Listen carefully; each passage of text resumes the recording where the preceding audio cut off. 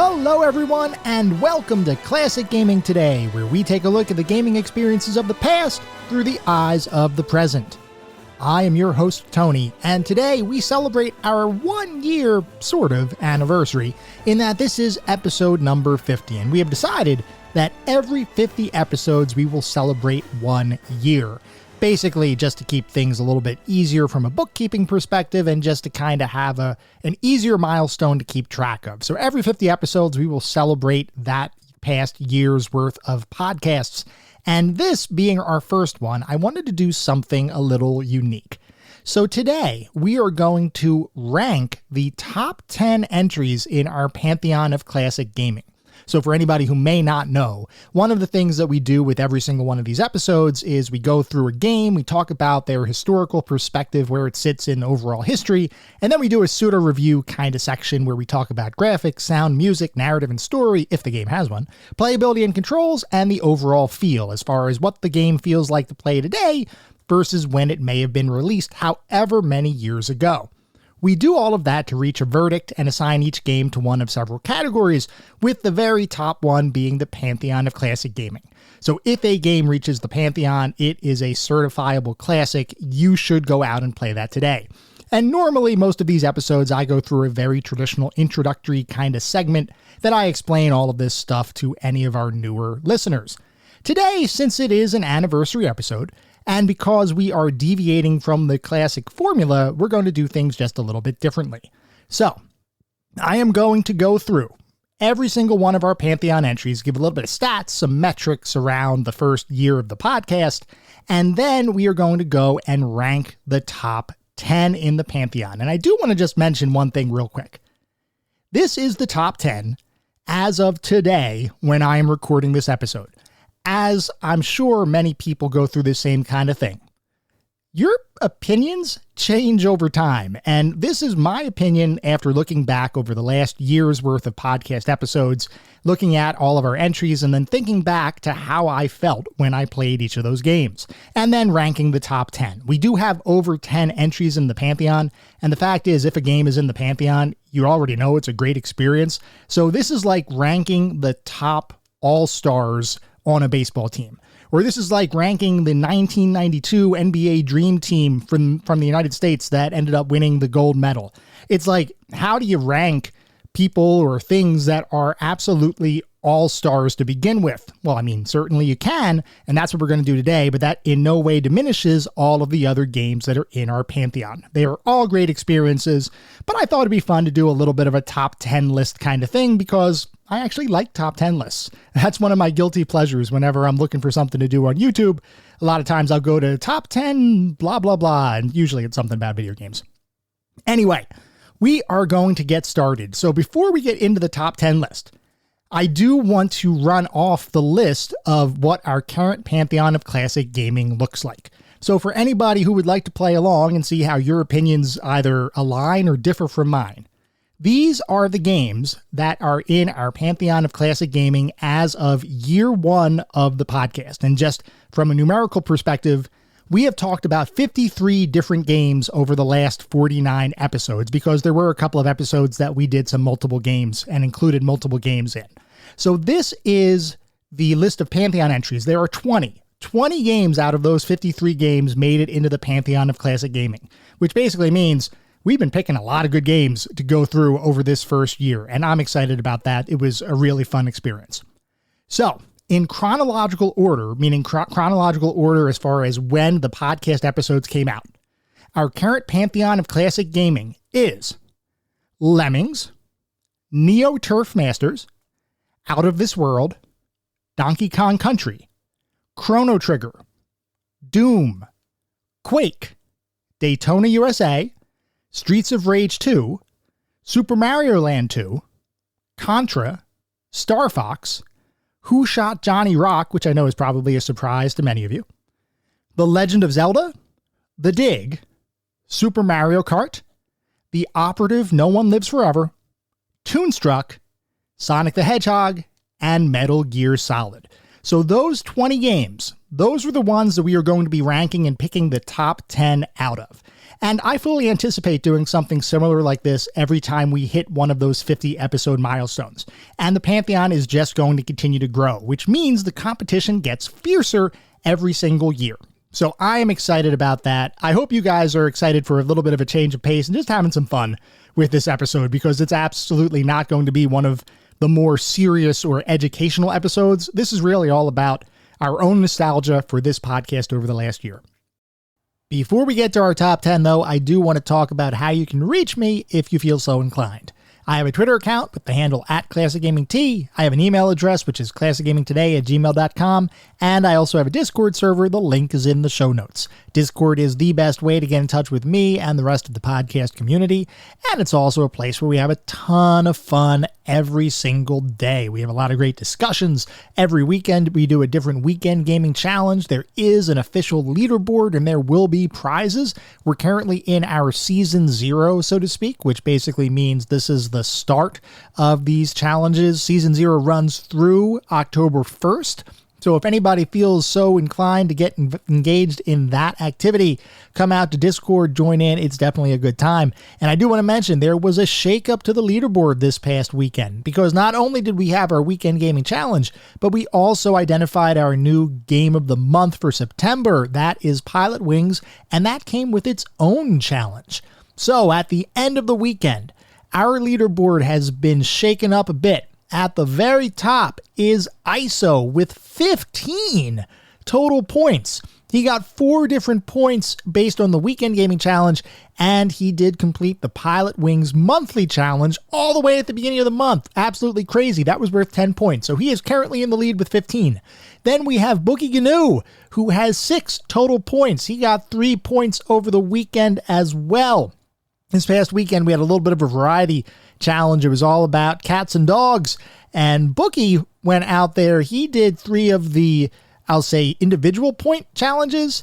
ISO focused on Final Fantasy VII, a little bit of a longer challenge, but worth 3 points. So that's what ultimately gave him a bit of a lead, as well as the 10-point monthly challenge. Anyway, in third place is Rich Senewald with 4 total points. He got 2 points over this past weekend. I Am the Dizzle is in 4th place. He didn't get any points this weekend because he was knee-deep in Starfield Early Access, which apparently sounds like a really good time. Blue Fates is in 5th place, and then in 6th place is Left-Handed Guitarist. And technically, Blue Fates and Left-Handed Guitarist are tied with 1 point apiece. Blue Fates didn't get a chance to get any points this past weekend. Left-Handed Guitarist did. So that is our leaderboard right now. Once again, if you want to join in on the fun, make sure you join us out on Discord. It is a ton of fun. I should also mention that we do have a Patreon. It is patreon.com/classicgamingtoday. So if anybody would like to get a little bit of additional content, we do a new episode, Patreon exclusive, every other week. We have some blog posts that are Patreon exclusive as well. So it's a lot of fun out there as well. If you want to have a little bit extra content for Classic Gaming Today, that is the place to do it. And I do want to also shout out our Pantheon members of the Patreon. They are ISO, Rich Senewald, and David Morton. Thank you for your contributions, and thank you all for listening to the show. I hope you all enjoy listening to it as much as I enjoy creating it. So, without further ado, we are going to move into the top 10 entries in the Pantheon of Classic Gaming, and we are, of course, going to start with our number 10 entry.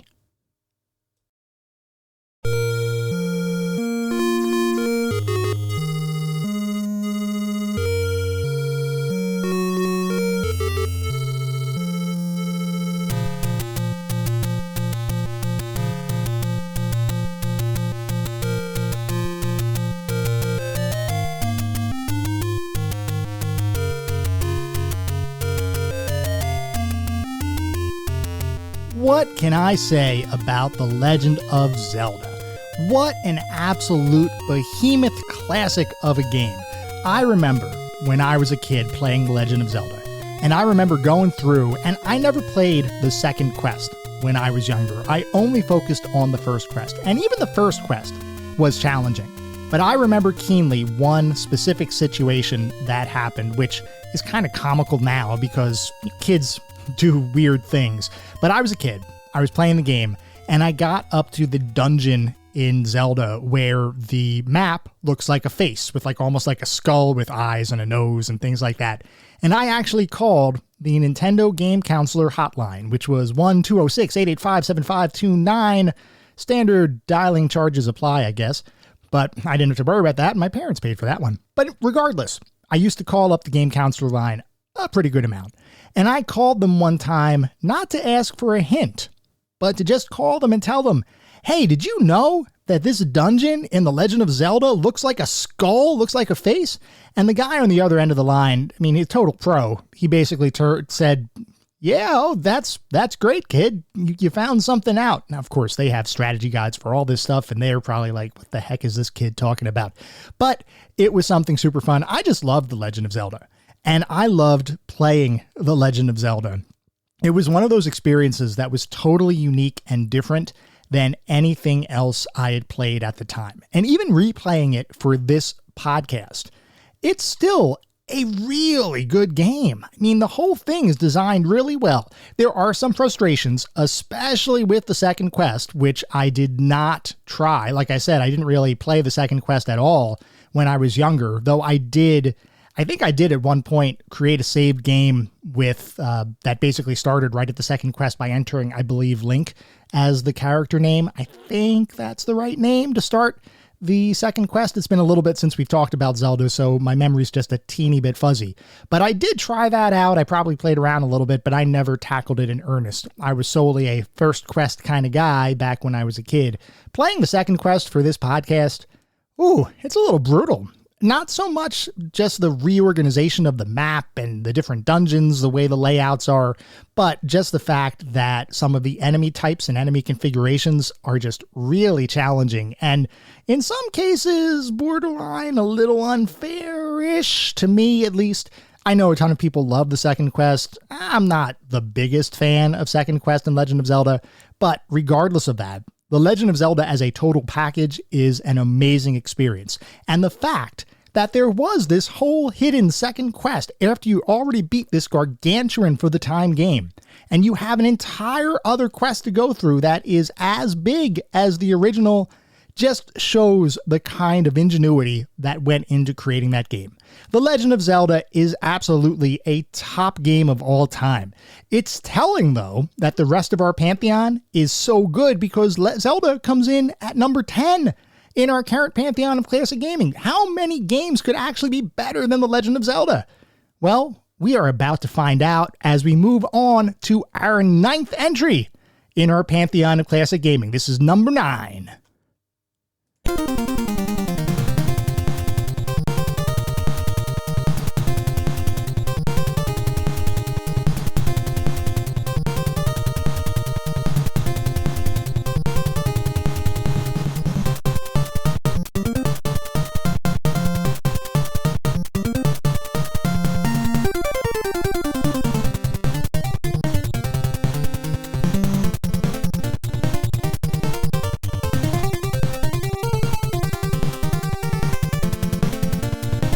Up, up, down, down, left, right, BA, start. Or if you're playing with 2 players, as I often did, up, up, down, down, left, right, BA, select, start. The Konami code Contra. Contra is one of those games that, as a kid, I would just play over and over and over again. And I would literally just try to get as good as I could at the game. And even if I didn't beat the game, I just enjoyed playing it. I remember sitting down, putting in the Konami code because there was no way I was going to beat it at the time without using 30 lives. I could not beat the game on just the standard amount of lives that you get and the few number of continues that you had available to you.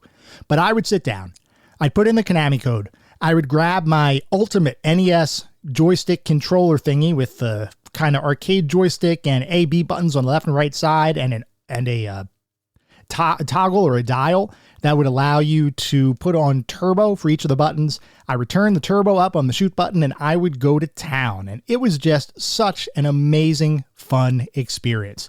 It didn't matter if I beat the game or not. It was just downright fun to play. And it was challenging, but it was a good kind of challenging. And it was something that you could actually learn.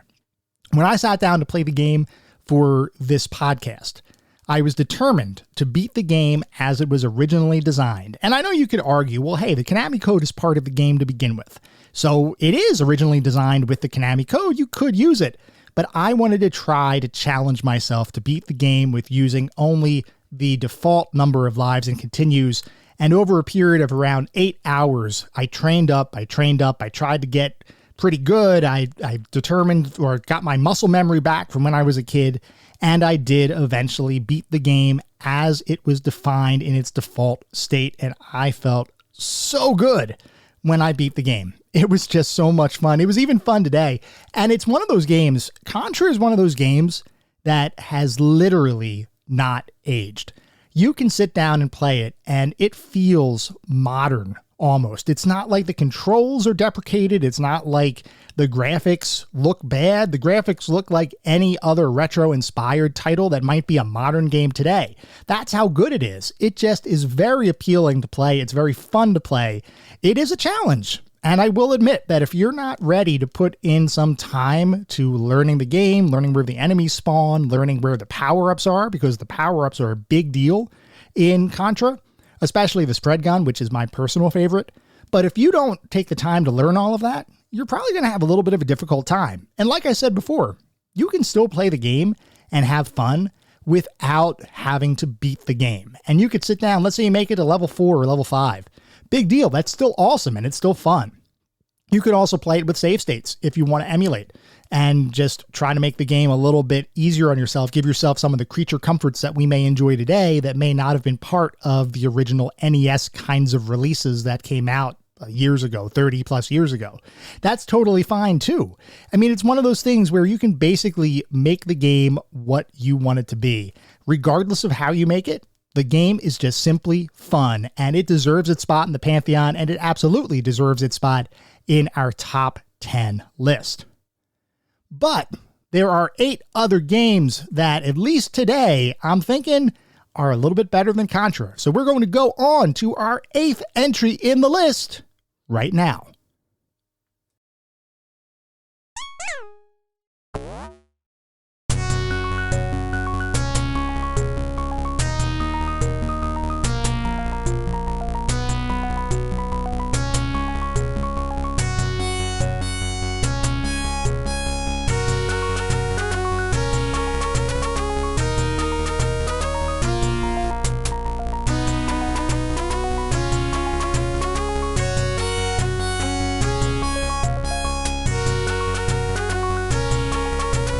Lemmings was the first game that I wanted to play when I decided I was going to start this podcast. And there are a few reasons behind that. Number one, I have a significant amount of nostalgia for Lemmings because I did play it quite a bit when I was younger. I never actually sat down to try to beat the game though. I kind of played it off and on. I almost used it as sort of a pastime or a hobby kind of thing where I never even went beyond the very easiest difficulty when I was younger. I played those first 30 stages. I thought I was awesome. I just kind of kept doing it and trying to get my time a little bit better, but I never tried to go to the harder difficulty levels. So I actually missed a huge chunk of the game. I want to say I probably played, I think the difficulty levels, if I remember correctly, had 30 stages per difficulty level, and there were 4 difficulty levels. So that works out to 120 total stages. So I literally played maybe like a fourth of the game when I was younger, and I still loved it. I also, when I was younger, played Christmas Lemmings or Holiday Lemmings, and I thought, wow, that's a blast too. So I never had gone back to really play the game in earnest, but I did have a lot of nostalgia for the title. Number two, as far as when we were starting this podcast, why I wanted to play it, is at the time I was feeling a desire to play some sort of puzzle game experience. And I am not a huge puzzle gamer. I love adventure games. I play a ton of adventure games, which have kind of those analytical or thought-provoking kinds of puzzles built in, but I don't usually sit down to play a puzzle game. And at the time, I kind of wanted to, and I wanted to play something that I thought would be really good and I had some pull towards or some nostalgia for. And Lemmings fit the bill. Lemmings is all about these little creatures that you have to navigate from where they enter the level all the way to an exit, avoiding obstacles, traps, and any number of potential pitfalls along the way. And when you figure out a level, When you look at the entirety of a level and you figure out the path for your lemmings to travel through to actually survive, you feel like a genius. I don't care if it's an easy level or a hard level, it just feels so good. And the Lemmings difficulty curve, one of the reasons I loved the game is because there was such a smooth ramp up for difficulty across the entire game that you felt like you were getting smarter as you played the game. And it was such a great feeling. Beyond the sense of accomplishment that you get by simply playing the game and winning the game or beating a puzzle, it just felt really good to get better skilled as you played the game, so that by the time you got to the end, you had a much larger tool set that you could rely upon. Not necessarily in terms of game mechanics, just in terms of your overall intellectual framework for the game. And I think that is the mark of an excellent, well-designed puzzle experience. So for that reason, Lemmings does make it to our 8th entry in our top 10 countdown of our Pantheon. Moving on to number 7, let's see what that one is.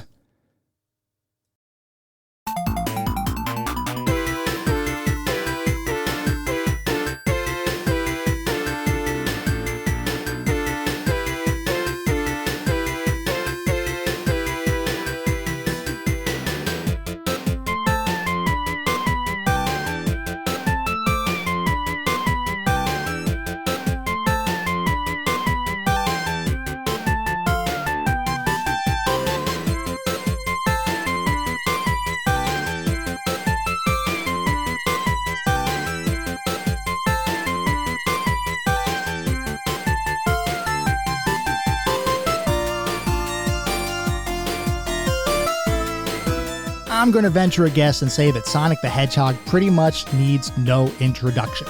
The little blue mascot that propelled Sega to actually overtake Nintendo in the console market, Sonic the Hedgehog was a revolutionary release. The sense of speed, the number of colors, just the overall visual flair that the title had, in addition to the mechanics and the smoothness of gameplay, coupled with that just breakneck speed, made an awesome experience that really had not been experienced on consoles before. Maybe not even on computers before. I know that Sega claimed that it was the fastest platform game in the world and that Sonic is the fastest platforming character. I have no reason to dispute that claim. Sonic was certainly fast, and Sonic the Hedgehog is definitely a masterclass in designing a platforming kind of experience. Sonic is one of those games that I never really played when I was younger. I'm talking about the very first Sonic. I played a ton of Sonic the Hedgehog 2. I just did not play all that much of the original because around the time that Sonic came out, I was a Nintendo guy, and my whole household was Nintendo. We had gotten the NES, we got the Game Boy, we were getting the Super Nintendo. We were just fully on the Nintendo bandwagon. And when Sega came around and released the Genesis, I certainly took notice, and I knew that friends had the Sega Genesis, and I was certainly enamored with some of their titles, and it looked like a great system, but we were Nintendo, so I didn't really care. I was Team Mario all the way. So I never really played the original Sonic the Hedgehog. I did play Sonic the Hedgehog 2 when I got my Sega Genesis, I guess a couple years later, when I decided to diversify beyond just being a Nintendo fanboy and becoming more of a video game aficionado, so to speak. So the original Sonic the Hedgehog I never really played as a kid. When I sat down to play it for this podcast, it blew me away. Literally, I had no idea that the original Sonic the Hedgehog was as good as it was. I thought that because Sonic the Hedgehog 2 was so much, generally speaking, more revered than the original, that Sonic was a good experiment, but wasn't necessarily as quality or as feature-rich as what its successor would be. But I stand corrected. Sonic the Hedgehog, the original, is an amazing experience, and I had so much fun playing the game. I did play it differently than when I played those games when I was a child, because when I was younger, I always thought that the only way to play Sonic, because speed was central to the experience, I thought you had to speed through the game. So I would run all over the place as fast as I could. I would often hit enemies. I would lose my rings. I'd pick up a couple, but I could never recover all of them because you just can't. And then I just kept going through the levels. And eventually I would end up dying because I didn't collect enough rings to go into the special levels, and I didn't collect enough continues to actually beat the game. So I never really got far in the game when I was younger, albeit, once again, didn't really play the original all that much. Playing through it today, I took a much more cautious approach, and I found the game to be exquisitely designed. You can run through the levels at a breakneck speed, and you will have a heck of a time doing it, and it is a blast. But if you want to actually stop and smell the roses, Sonic supports that too, and it creates a platforming experience that is on par with the best platforming titles from Nintendo and other competitors. I can't speak highly enough about Sonic the Hedgehog. It was one of those fun experiences that I went in expecting a good game. I just didn't expect it to be an absolute masterpiece, and it was. There are, though, 6 other games on our list that edge out even Sonic the Hedgehog. So we're going to go on to the number 6 entry on our top 10 list.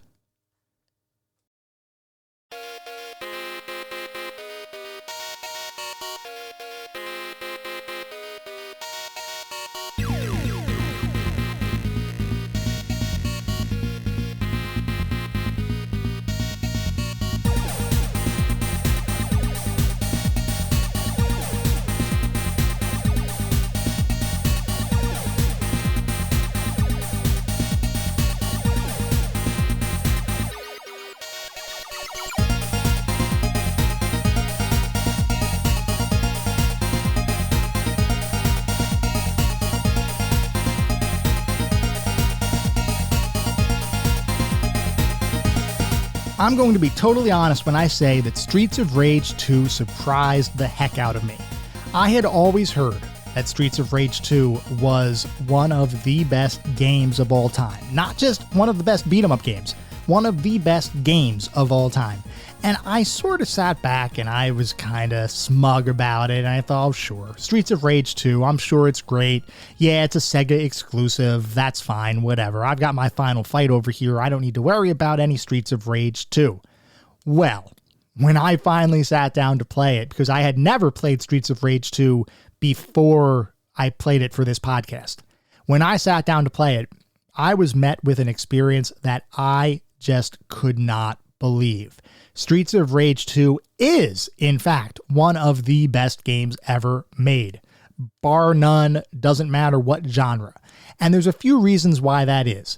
The primary reason, though, is because it doesn't feel like a simple traditional beat-em-up. When you play a beat-em-up like Final Fight, you have a variety of moves, but you don't have a lot of different combos. It kind of is a very simple affair. And most of the time in the arcades, when you would play one of these beat 'em up games, there'd be effectively 2 buttons that you would use, maybe a punch and a kick or punch, kick, jump kind of thing. Maybe there'd be a grapple, but a lot of times you wouldn't need more than 2 or 3 buttons to actually play the game. Streets of Rage 2 is no different. You only need 2 or 3 buttons. But the fact that the development team added in a combo system that was very similar to what you would see in more traditional one-on-one fighting games like Street Fighter 2 meant that the game had a combat system that is so much deeper than many of its fighting game or beat-em-up contemporaries. It was just astronomically deeper than other games of its type. The fact that you also had multiple characters to choose from, all of whom had their own skill sets and all of whom had their own special moves, just made the game so much more replayable. There were multiple difficulty levels, even though I never tried the hardest difficulty because I don't really need to put myself through that pain. But just playing through it on the normal difficulty, you have a different gameplay experience depending on what character you pick. And I know someone might say, well, yeah, you'd get that with Final Fight 2. But I'm going to tell you, Streets of Rage 2 is much more dynamic, much more different and diverse between the different characters you have the ability to select from, and the fighting system in the game is what makes it. Beyond that, though, the music. I have no clue how a 16-bit system could generate such amazing music. This is a soundtrack that you should buy on vinyl or some form of media just so that you have it and can listen to it wherever you go, or stream it as we do nowadays since physical media is not quite as popular amongst many people. But this fact is, the music for Streets of Rage 2 transcends the game. It is as good as anybody has told you it is. And I had people that told me about Streets of Rage 2, and they said, listen, this is really one of the best games. And I told you, I was very smug about it. I didn't believe it was possible. After playing it, I am completely in that camp. And I've actually talked to other people that have not played Streets of Rage 2. And I said, listen, this is one of the best games of all time. You have to play it. And they kind of came back with a, really? Are you sure? Like, really one of the best games of all time? Yes. Take my word for it. If you haven't played it, you must play it. It is that darn good. We're going to start moving into the top 5 now. We're getting down to the higher performing members of the Pantheon. I'm excited to see what we have next. So, our number 5 entry coming right up.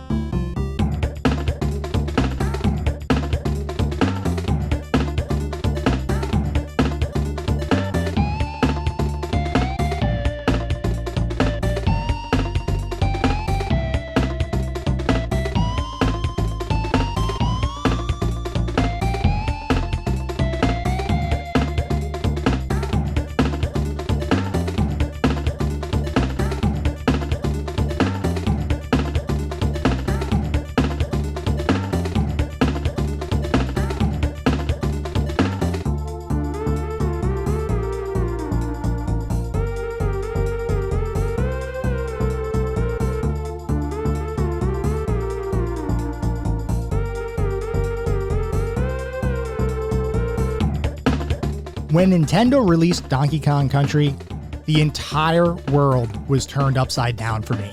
I never expected a game to exist that had this level of graphical fidelity, this level of detail on a 16-bit Super Nintendo system. Remember, this was a system that just a couple years earlier, the height of graphics was Super Mario World. And, I mean, Super Mario World looks great. But when you start looking at the vast advances in technology that happened in the early 90s to the early to mid 90s, and you look at the movies where Silicon Graphics workstations were driving so many special effects, I never thought that I would see that in a home console. And Donkey Kong Country gave us that. Now, the fact is that there were a lot of different art and programming tricks in the background to make it seem like the Super Nintendo was actually generating a bunch of three-dimensional visuals or a higher quality level of graphics.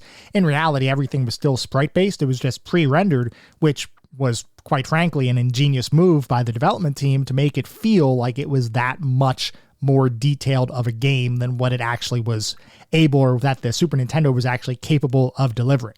But the fact is, it didn't matter. Donkey Kong Country was so good, it was so much more advanced than many of its peers, that the fact that it was done through a bunch of trickery doesn't really matter. It was just good. And when I sat down to play it again today, because this is one of those games that I did play a lot of when I was a kid. Once again, I never beat this game, and you know what? That's kind of a common theme. I had a ton of games when I was younger, but I didn't have the mentality that said, you know what, I have to, when I buy this game, I have to go out and beat it. When I played games when I was younger, I primarily looked at them as, well, let me have some fun with it. If I beat it, awesome. If I don't, whatever. As long as I'm having fun, I don't really care. Nowadays, I am much more of a completionist kind of mentality, and that doesn't necessarily mean that I'm going to have to 100% every single game or have OCD around that. But what I am saying is that most of the games I play today, I kind of want to see the ending for. And certainly as it relates to this podcast, any game I play, I want to make sure that I can beat and then I can have the full experience, because that's what I really want to talk with all of you about, which is what is that overall experience. And Donkey Kong Country is one of those games that from beginning to end oozes quality. I loved the level design in Donkey Kong Country. And what they did, what the development team did to make this so unique, is they would have levels that would build on one another. Meaning, you might have a couple of stages up front where they're really, really simple. And then a few stages later, you might have a very similar themed stage, but they add some additional mechanics. Or even within a single stage itself, it might start out simple, like the first minecart level. It starts out super simple, just trying to teach you how to navigate on the minecart. Then it adds some additional jumps, and then it adds some ramps to jump off of, and then it adds some differing levels that you have to try to navigate between. And it just builds on itself so that by the time you get to the end of the level, you're facing a sequence that has so many different mechanics at play that you didn't even realize you were basically getting the tutorial for that sequence from going through the prior parts of the level. And I thought that was just absolutely genius level design by the development team. So beyond the graphics, the level design and the way that they designed the overall experience just felt really good. I will say there was a little bit of frustration when you get to, I think it was the ice world area, and I can't recall the exact name of that world, but there was a sequence of around 6 levels directly in front of each other, so in sequence. And you did not have a save point throughout those 6 levels. You had to get past all 6 levels to get to the next save point. And let me tell you, that sequence was kind of brutal. And I definitely replayed it several times trying to get past that sequence. Once again, once you get good at it or once you get proficient enough at the game, you can absolutely get through those levels without too much difficulty. But when you're tackling it for the first time, it's definitely a challenge. It's a good challenge, though. It's not one of those ultra frustrating, unfair kinds of challenges. This is one of those challenges that just makes you have fun the whole way. You're kind of smiling the whole way, even though you're dying and falling off of platforms and getting eaten by other enemies and things like that. That sounds bad, but in reality, it's just a really fun game. I enjoyed it immensely, and it still feels and looks really good today. I have read some reviews recently, some retrospective kind of reviews, where people have said, oh, well, Donkey Kong Country, it looked good at the time, but now it just looks totally plastic. It doesn't look real. It just doesn't look good. It's a stylistic thing that really was a function of its time, and it just doesn't hold up today. To that I say, no, I don't think so. I think you're wrong. Everybody's entitled to their opinion, but I believe that Donkey Kong Country still looks really good today. Does it look the same as any sort of modern, three-dimensional, ultra-rendered kind of experience? No, of course not. It was designed for a 16-bit system back 30 years ago. So no, it doesn't look as good as a modern-day title from that perspective. But for what it was, and if you take it and you compare it to any of the other titles on the market, this is what allowed the Super Nintendo to remain relevant on the market even while other more powerful consoles were coming out. They may not have had their 64-bit killer system come out right when they expected it to, and that was delayed. Donkey Kong Country provided the stopgap that showed that Nintendo's little system, the Super Nintendo, still had a lot more life in it and could actually compete with all of those newer consoles. Donkey Kong Country was an absolutely pivotal moment in gaming, and it is one of those releases that will be remembered forever. It was a significant release in video game history, and one of those games that when I went back to play it for this podcast, I just had an absolutely fun time doing so. We're now going to move on to our 4th entry, so buckle up. Let's see what made it into the top 4.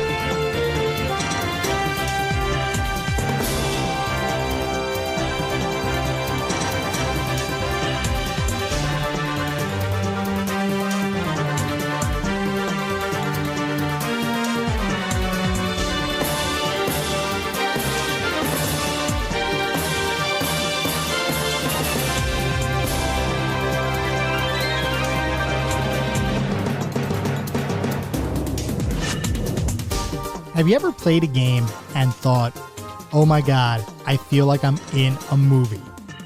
Well, if you played Metal Gear Solid, you probably have had that exact experience because it is one of the most cinematic games released of its time. Metal Gear Solid took the world by storm when it was released around 1998. It was something that had never really been seen before in video games. There were certainly games that tried to deliver a quality narrative, where they tried to make things feel a little bit more cinematic. But Metal Gear Solid was Hideo Kojima's way of saying, look, I may not be making full-length feature films, but I can take all of those techniques that I want to use and that I've learned over a period of time and that I've studied because Kojima had such an interest and still has an interest in developing film. He took all of that technique and he put that into this game to create a cinematic stealth action game that, bar none, was incredibly different than anything that had come before it and almost single-handedly revolutionized and created the stealth action genre. Metal Gear Solid is one of those games where I did play and beat it when I was younger. And I remember playing it and just feeling so overwhelmed by the just raw scale and epicness of the overall experience. And once again, it felt like you were playing a movie. And it was, even the graphics were light years beyond anything that you had seen on the PlayStation up to that point. It's not that the PlayStation had bad looking games. They had some great looking games. Metal Gear Solid just blew all of them away, both from a cinematography perspective, as well as just what the game overall looked like and the controls. The controls were amazing for the time. It felt so good navigating the Shadow Moses complex and trying to figure out how to get by the various enemies and stealth by them and sneak into different rooms and avoid combat, because if you got into combat, you'd be in a little bit of trouble, since it really is one of those games that tells you pretty directly that you should avoid combat and confrontation at all costs unless it is entirely unavoidable. So I did play that when I was younger. I did beat it. This was actually one of those games that my brother and I both equally enjoyed. It was just a great experience. And I still remember the sequence that sticks out of my head the most from when I was younger. There were two sequences stuck out of my head that I've just had in my head for years, for the last 20 plus years. One is the torture sequence where Revolver Ocelot is torturing Snake. And the big deal with that sequence is if you fail that torture sequence, then a main character in the game will die and your ending will be impacted. So you have to make sure that you do not fail that sequence. One of the most awesome things with the entire game is how Kojima played around with breaking the fourth wall, and also how he played around with different innovative mechanics for the game. So when you are in that torture sequence, just as an example, Revolver Ocelot will tell you, don't use an auto-fire mechanism or I will know. Now, I don't have an auto-fire PlayStation controller to actually test that out with, so when I played the game, I was always just hammering on the button. But it just was awesome to me to think, oh crap, this is one of those things where if I fail, I really do fail. And by the way, if you decide to not give up, because they do say, hey, if you don't give up, you're going to die. There are no continues. It felt very much like they were trying to create a real kind of experience here. And most games, they might have text to that effect. One of the bad guys might tell you, hey, listen, there are no continues if you fail, so you better pay attention. You better do what you have to do. And a lot of times that's just flavor text, and then you're able to continue from wherever you were, and there's really no impact. In Metal Gear Solid, if you fail that torture sequence, it really will knock you out of the game. There is no autosave. There is no checkpoint. You have to restart from whenever your last save was, which could potentially be a while ago, since you have to manually tell the game when you want to save. So I thought that was both awesome as well as very confident on the part of Kojima to actually go forward with that kind of a mechanic. The second sequence in the game that I remember from when I played it as a kid was the Psycho Mantis boss fight, where he can basically read all of your controller inputs unless you switch the controller port to controller port number 2, which then prevents him from actually reading your thoughts, so to speak. More specifically, it makes it so that he doesn't read your controller inputs and automatically counter whatever you're trying to do. Once again, an outstanding mechanic that had never really been used before, that I thought just made the game entirely innovative. When I went to play Metal Gear Solid again today, when I went to play it for this podcast, it was as impactful as I remembered it. Almost every aspect of the game just felt right. I will admit that I don't know if it was my own lack of skill or degradation of skill. The controls felt a little bit more challenging than I remember them being as a kid, or maybe I was just a little bit more forgiving when I was younger. I guess I was around 17-ish when the game came out. So maybe I was just a little bit more forgiving of controls back then, or maybe just my skill level has dropped a bit as I've gotten a little bit older. But I do say that the controls were a little finicky, especially trying to sneak up behind enemies to choke them out and do a stealthy kill kind of thing. Because a lot of times when I was playing the game just recently, I would move, I guess, a little bit too far, would grab the enemy and throw them versus trying to choke them, which then would set off alerts all over the place, and then I'd be in an action sequence, which I didn't really want to do. Regardless of that fact, though, Metal Gear Solid remains an incredibly cinematic game and is a true masterpiece in cinematography and game design. This is the game that proved to literally everyone that Hideo Kojima was a rockstar game designer. Sure, he had other games before that. He had the original Metal Gear and Metal Gear 2 on the MSX2 computer systems in Japan. He had Snatcher. He had Policenauts. But this was the game that put Kojima directly on the map, and then everything else that Kojima touched from that point was absolute gold and was highly anticipated by literally the entire gaming world. I am definitely interested to see how Kojima continues to evolve his style, especially as we look forward to Death Stranding 2 that's going to be coming out in the near future, as well as his forthcoming film, I believe, based on Death Stranding. So we'll see how that all plays out. But Kojima definitely deserves some respect around the release of Metal Gear Solid. It was an amazing experience. It remains an amazing experience today. Moving on, we are now up to the top 3 in our Pantheon of Classic Gaming. So what game made it to the 3rd entry on our list? Well, let's take a look.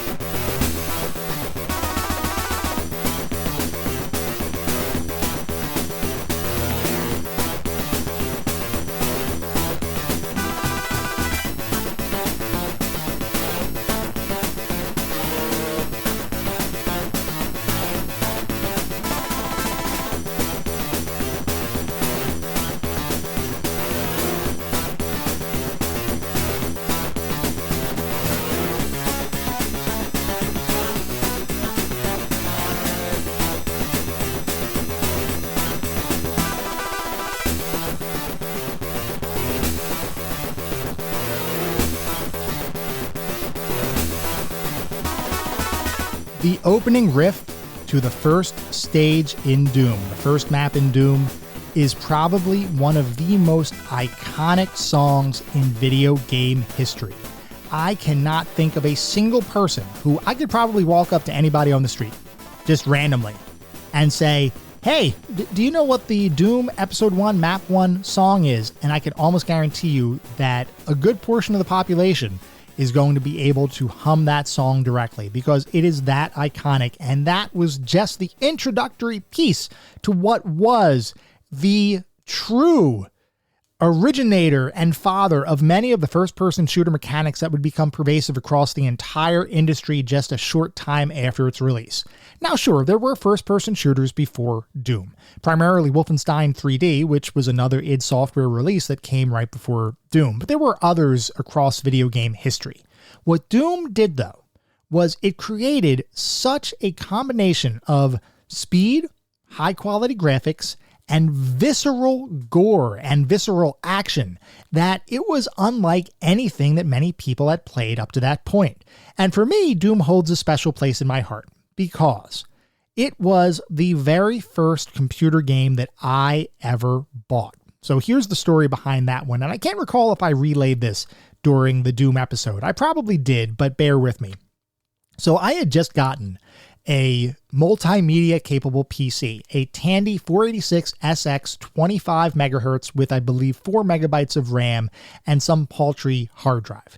I got that machine with a color monitor. We had upgraded from what was effectively an old IBM work-based computer with a green monochrome display. Couldn't really run any games on that at all, so I was super excited to get my Tandy 486.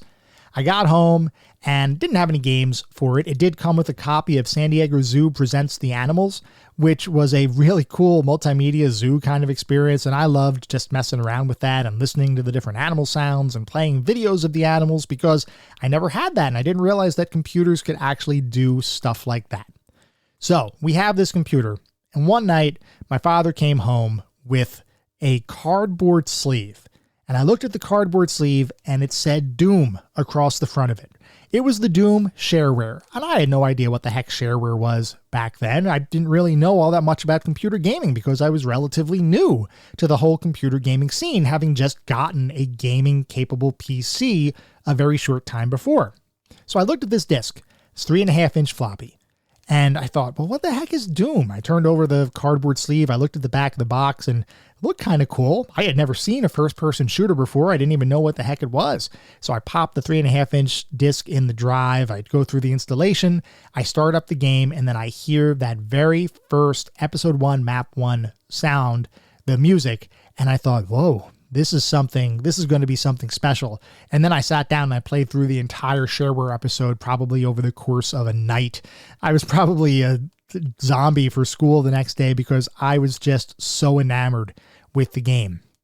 Moving on to playing it just recently, it has held up remarkably well. Whereas some other games, like Wolfenstein 3D, there are some aged elements there. It's still a really good experience, but there's definitely a little bit of aging around the edges. With Doom, there's really none of that. Sure, it doesn't have mouse look or some of the other kinds of innovations that would come with first-person shooters released after it, but it doesn't need it. For what it is, which is a very traditional retro-styled first-person shooter, Doom is pretty much perfect. There are definitely a couple of rough edges, and there's a little bit of difficulty here and there that might be a little bit excessive, but in almost all instances, the game gives you the tools necessary to be successful. You just have to know how to use those tools, when to use them, and how to maneuver around each of the levels to avoid and or defeat the enemies that the game throws at you. Every single moment in Doom is filled with tension and dread, and it just continues to build on each other. And I can't tell you the number of times, even when I played through it recently, where I would turn the corner and I'd see a pinky right in front of me and I'd think, oh, whoa, and I'd get really a little freaked out because I didn't expect it to be charging me around the corner. There's still that sense of palpable tension that comes with the game, and that is because the game is designed oh so well. It is one of the best designed games ever. It is one of the most, if not the most influential game in computer history. And even playing it today, it holds up as well as any game that you're going to see out there in the entirety of the video and computer game landscape.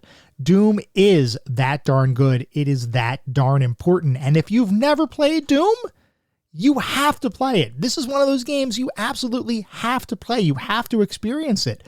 It is like one of those things where it's a prerequisite to calling yourself a true computer gamer. Not really. I mean, I'm not going to hold that against you, but you really should play it if you haven't played it at all, because it is one of those transcendent experiences that everybody in their gaming life has to have at least once.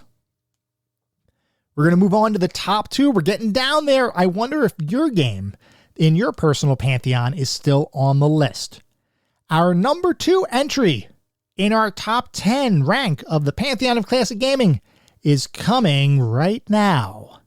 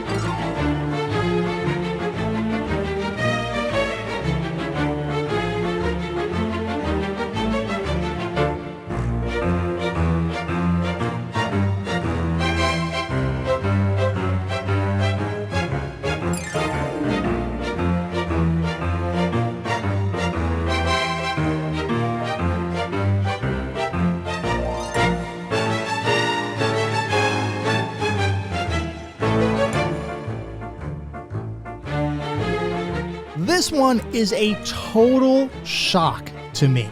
And I'm going to guess that some of you listening here may not even recognize where this song came from or what game this song came from. Well, it comes from Toonstruck, a point-and-click adventure game by Virgin Interactive that was released back in the mid-90s, and one that kind of flew a little bit under the radar because it wasn't released by one of the adventure game behemoths like Sierra Online or LucasArts, or even Revolution Software, who had created Beneath the Steel Sky and the Circle of Blood or Broken Sword series. So this was one of those games that kind of flew a little bit under the radar, and I will readily admit, I have known about Toonstruck forever. Because one of the reasons is that it has some full motion video sequences in it, and as you all likely know if you've been listening to this podcast for any length of time, I love full motion video games. It doesn't matter how cheesy, how corny, how badly acted, I love them all. Toonstruck is a full motion video game, and I had always heard good things about it. I always thought, well, this will be something that I will eventually play, and it's probably a good game because I love adventure games too. So adventure game, full motion video game, put them together, it's probably going to be a good time, and it sounds like something that'll be right up my alley. So I fully anticipated liking the game. What I didn't anticipate was sitting down to play it just a couple months ago at this point, and just experiencing something that was absolutely one of the best adventure games I had played. It surprised me so much.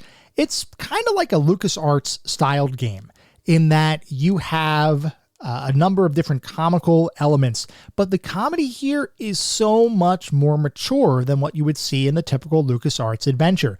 And unlike many adventure games, this game is genuinely laugh out loud funny in certain spots. I've mentioned this before, but there are a lot of games that people look at and they say, oh, that's funny. It's like, haha, kind of funny. It's not one of those things where it's necessarily going to make you laugh out loud. It's more one of those, oh, that's amusing kind of things. At least for me. I know that a lot of times, even when people say a game is funny and I recognize a game is comedic, it doesn't necessarily hit me the same way as what a funny movie does, where I might be sitting down there and I might literally burst out laughing. Toonstruck is legitimately funny. It's one of those games that it's just so well put together. I loved almost everything about Toonstruck. One of the things though that I really enjoyed, because I did love, when I was younger, I would watch old cartoons a lot. Even though I didn't grow up in the time when cartoons like Tom and Jerry were being created, so to speak, I still enjoyed watching them. The old Looney Tunes kind of shows, or any of those older cartoons, the vintage cartoons, Bugs Bunny, Daffy Duck, whatever. I loved those cartoons, and Toonstruck is effectively one of those, albeit with a lot of additional gameplay elements built on top of it. And one of the things that makes Toonstruck feel like that is the quality of the voice acting. The voice acting, bar none, some of the best voice acting, if not the best voice acting I have heard in a video game. And these are stars. They're not necessarily Hollywood A-list stars, but they are people who have voice acted before or who have provided voices for cartoons in the past. So the way the developers went about this was they literally grabbed up a bunch of voice actors that had done cartoon work before, and they said, hey, lend your voices to this game. We're creating basically an interactive cartoon adventure game. And they did that, and the effect was so profound because it created an experience that was unlike anything I had played before in a video game. It just really felt like an interactive cartoon. Couple that with the ingenuity of the puzzles and just the overall design of the game world and the flow, it just created an experience that literally and legitimately is one of the best adventure games of all time, and even in our list of the Pantheon, which spans all sorts of genres. Toonstruck is number 2. That's gotta tell you something. I know that adventure games are not everybody's cup of tea. I know that not everybody appreciates the more narrative, less fast-paced gameplay structure that many point-and-click adventure games have, and I can respect that. What I'm telling you, though, is that if you want to experience a really good game, and you want to be whisked away into a fantasy world where you are immersed and it feels just right, play Toonstruck, even if you're not a point-and-click adventure kind of person. give it a shot. At least admire some of the voice acting, or maybe watch a playthrough. If you really don't like playing point-and-click adventure games, or you don't like the puzzles or any of those kinds of things, watch a playthrough and listen to the voice acting, watch the various videos, see how the interactions happen, and take a look at the script as you're watching it, because it is genuinely funny, and it is one of my favorite games that I played over the last year. And in my own personal opinion, it is one of the best adventure games of all time. But there is one other game that we have looked at over the past year that outranks even Toonstruck. It outranks every other game in the Pantheon. Our number one entry in our Pantheon of Classic Gaming is...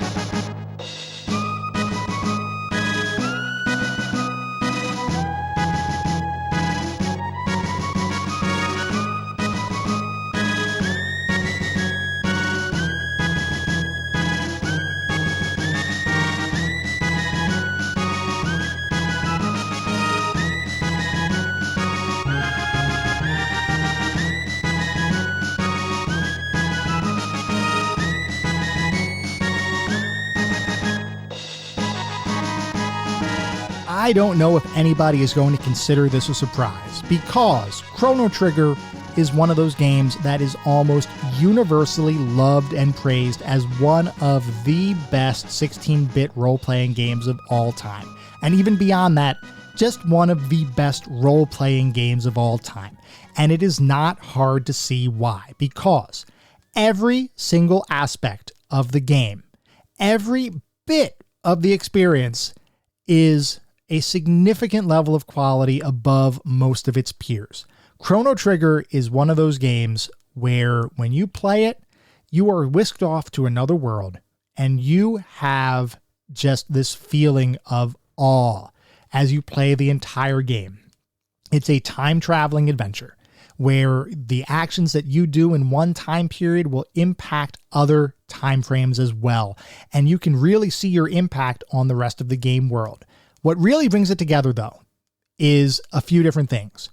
One, it is meticulously written and designed. The story in Chrono Trigger feels a little quaint in comparison to some other Japanese role-playing games, like some of the Final Fantasy games, where the scope is just so ridiculously epic, and you have 20-plus characters that you have to manage, and different parties that are going simultaneously, which, by the way, I love that style of game, too. But Chrono Trigger is a much more personal affair. It's a much more kind of focused affair because you only have a limited number of characters. You still have a good number. I think you have 6 or 7-ish characters that you can choose between over the course of the game. But it is one of those experiences that is much more focused, and it tells a much more personal story than what some of the other games do. But beyond that, everything in the game comes together to create what is probably one of the most memorable experiences in gaming. The graphics, the music. The music is so astoundingly good. I own the Chrono Trigger soundtrack on CD, by the way, which I don't own a ton of video game soundtracks on physical media. Chrono Trigger is one of them that I do because it is just that good. I would listen to this. When I was younger, I did play Chrono Trigger. So my brother and I played Chrono Trigger together, and we beat it several times because there are multiple endings in the game, which was another innovation that many JRPGs of the time did not have, and even many RPGs of today don't have. Chrono Trigger had multiple endings, and we played through it multiple times, and we always got into a little bit of a debate between which game is better, Chrono Trigger or Final Fantasy III, otherwise known as Final Fantasy VI outside of the United States. But we always got into a little bit of debate. And at the time, when I was a kid, I always thought that Final Fantasy VI was the best RPG ever made. Chrono Trigger was good, but it wasn't as good. I always thought Chrono Trigger was kind of a few steps below Final Fantasy VI. Playing it today, playing it over the past year, back when I played it, I guess around December timeframe for this podcast of last year, I came to the realization that, well, I don't know how it ranks compared to Final Fantasy VI in my perspective today, since I haven't played Final Fantasy VI yet, or I haven't replayed Final Fantasy VI yet to compare it to Chrono Trigger. What I can tell you is that Chrono Trigger, just by itself as a standalone experience, is a masterpiece of masterpieces. It is one of those games that transcends its genre to become just one of the best games of all time. The story, the graphics, the music, the overall world design, the quest design, the combat system, the way that the combat system is much more real-time versus the more traditional turn-based of many JRPGs. Just the way everything comes together. It creates the total package, a total package in gaming that is really difficult to match. And by far, Chrono Trigger is the best game that I have played over the last year for this podcast. I still sit back and occasionally think about Chrono Trigger, and I think to myself, oh man, I got to go back and play that again. I gotta get some more of the endings. I gotta experience more of the game. It is that darn good, and it deserves its spot as the number one entry in our Pantheon of Classic Gaming.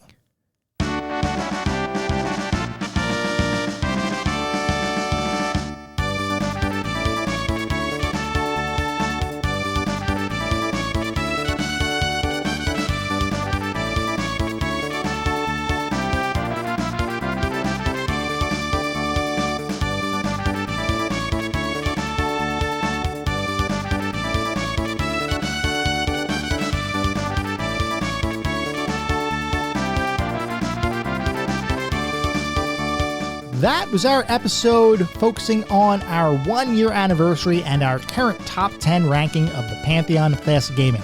I hope you all enjoyed listening to it as much as I enjoyed creating it. If you'd like to reach out, let me know how I'm doing, provide feedback, comments, suggestions, or just talk about classic games and technology in general. I would love to hear from you, and there are a few ways you could reach out. I have an email address, which is classicgamingtoday@gmail.com. I have a Twitter account with the handle @classicgamingt, and I have a Discord server. The link is in the show notes. Discord is the best way to get in touch with me and the rest of the community with this podcast. We have a ton of great fun out there. I definitely encourage you all to join. We also have a Patreon. That is patreon.com/classicgamingtoday. So if you want even additional content, that's the place to get it. Before we sign off for the week, I do want to mention that our next episode is going to be focused on the secret of Monkey Island. So feel free to write in if you have any particularly fond or not so fond memories of that experience. At the same time, I recognize you're likely listening to this podcast on any number of podcast services, and if you would feel so inclined, it would be great if you could leave me a review on your podcast service of choice. This is not about bolstering star counts. It is not about trying to harvest a ton of 5-star reviews, though if that happens, awesome, that means we're doing something right. No, what it's really all about is gathering the feedback necessary to continue to make this the best possible podcast that I can. We gain new listeners every single day. I am grateful for all of you. I have had an amazing year creating this podcast. It has been an absolute pleasure and a blast to do this. And I want to continue to do this. And the only way that I can be sure that we're delivering the content that everybody wants to listen to is by getting that feedback. So please, if you do feel so inclined, I would love it if you could provide a review. Or if you just want to reach out, let me know how I'm doing. Shoot me a note, send me an email, post on Twitter, send me a DM, whatever you want to do. I am just interested in making sure that I can continue to deliver the content that everybody wants to hear. We'll be back in around a week with our next episode focused on the secret of Monkey Island. Until then, remember, sometimes the games of the past are just as good, if not better, than the games of today. Goodbye, everyone.